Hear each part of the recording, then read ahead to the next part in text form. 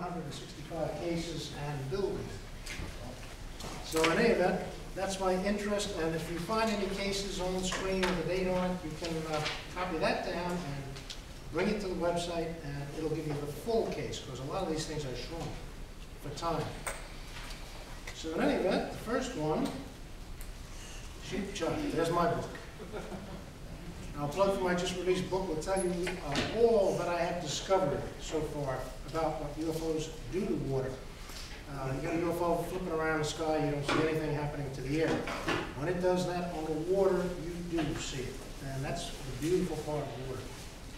Now, I normally do a physics presentation called unconventional, no, what is it? Physical influences of UFO on water, but they've heard it so many times. Susan said, can't you spice it up a little bit? So I went to my kitchen, I got a jar of fear and a jar of terror, and I sprinkled it liberally in here. And I think you might enjoy this little Halloween treat. But first, I'm just going to take you back 1,000 years. The exact year is 1067. And the author is Jeffrey Gaymars, and it's the Stories des Anglais. In this year, people saw a fire that flamed and burned fiercely in the sky. It came near the earth, and for a little time, brilliantly lit it up. Afterwards, it revolved and ascended on high. Needless to say, this is not a meteor. They don't go back up again.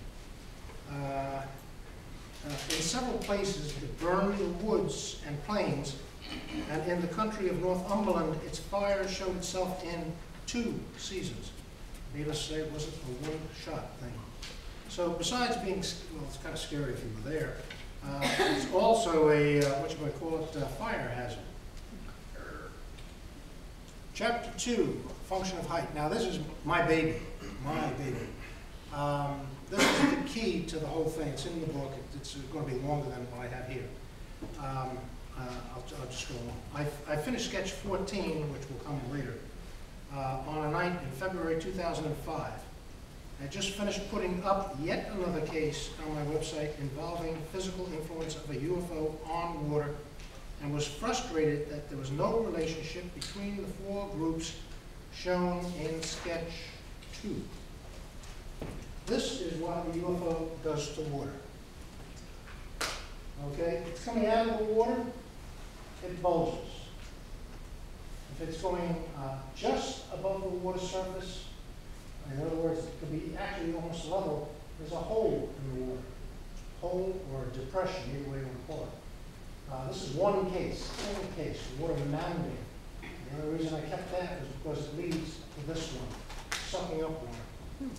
So in any event, that's it. By 8 p.m.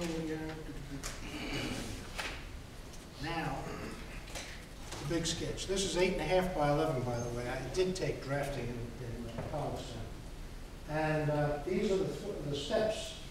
And each of these steps, you'll notice that the field, the force field around the UFO. And what I'm talking about is this thing coming out of the center and then moving around and back into the bottom. All 4 of these have the exact same rotation. When I saw that that night, I couldn't sleep. It was 10 o'clock, my eyes hurt, I wanted to go to sleep. But when I saw this and I put the whole thing together, I said, that's it. I said, they are real, they are real, they are real. I've always been 50-50 on UFOs. I mean, aviation, I'm big on aviation, but I said, they're stories. Well, these stories connected. So it was very real for me. All the witnesses in the 4 groups are seeing one specific aspect of the UFO's movements.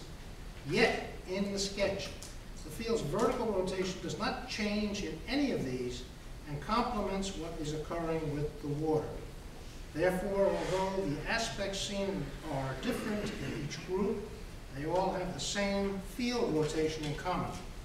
The reason commonality is not seen is because the field is invisible in the daytime, and therefore the witness sees only the craft and the water, not the invisible field between the 2. One fisherman once said it was like a cushion of air between the water and the UFO. Well, it is. It's the field. It's not a cushion of air, though. It's the field, actually, that's holding the water back.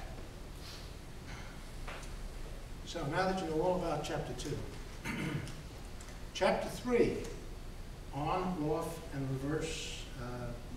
The field's got a lot of aspects to it that change things. Now, this is a single case that was brought to me, and it's fantastic. It does have a little bit of scariness in it, but not much. The guy's pretty brave. This happened on July of 1989, Aguadilla, Puerto Rico. Encencio Cataquet, another of the local fishermen, related an incredible episode he had experienced in July of 1989. The professional skin diver and snorkeler had been one of the few people alive to have actually touched a sunken UFO. Sunken's a bad word there, it's just underwater. I was alone fishing in the deep when around 5:30 in the afternoon I became aware of an enormous, really shiny thing moving underwater. Ay caramba! I swear to you that it was some 200 feet in diameter, Cataquet told the assembled UFO investigators. The thing came along and remained underwater some 500 feet away from me, and then it turned itself off.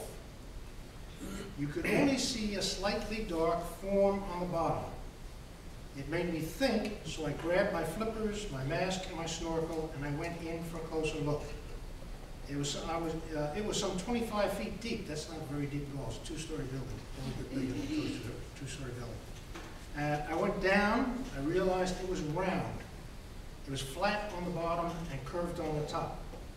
I descended even more and got right over it. I touched it and felt that its surface was not metallic but porous, like touching sand or cement. And it had an ashy gray color. Now here's the fun part. When I touched it, I noticed that the thing was sort of absorbing water, sucking it from the top to which was full of tiny little holes. You could feel the suction on your hand. In other words, the water's rippling through his hand. He knows the water's being sucked into the UFO. Cataquet experience didn't end there. I went up for some more air and went down again. This time I swam under it, some 3 feet from the sand at the bottom. I felt it expelling water from underneath, as the expelled water was sucking from the top. Again, the field rotating. This, of course, is in reverse, but before coming out of the top, going under, here it's going into the top, sucking it in, and pushing it out of the bottom. This actually does explain a lot of things in ufology. I just don't have the time to do all of that. I could see fish swimming around me, and the craft. When suddenly the thing lit up for a minute, I was scared, but I stayed. Then almost a minute later, it lit up and made a nasty squealing sound, as if you were stuck inside a bell, and you could hear the sharp vibration. The fish took off. I don't know why. I thought they were telling me something, telling me to get out. And they were absolutely right. The water started heating up. Now this is yet another indication of UFOs, and water is heat, which is chapter 4 in the book. I headed for shore. After I'd gotten out of the water, I turned and saw the thing moving away really fast underwater.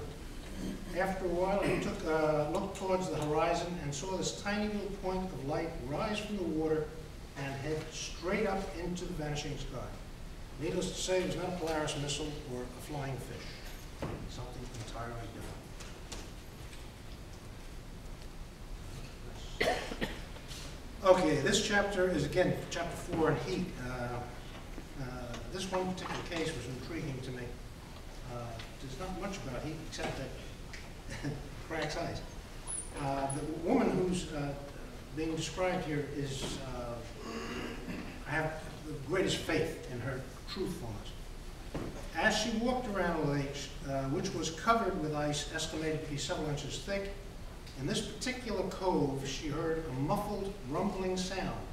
She said it sounded like it was coming from under the surface of the lake. As she stared in amazement, she observed the ice breaking up as if something under the ice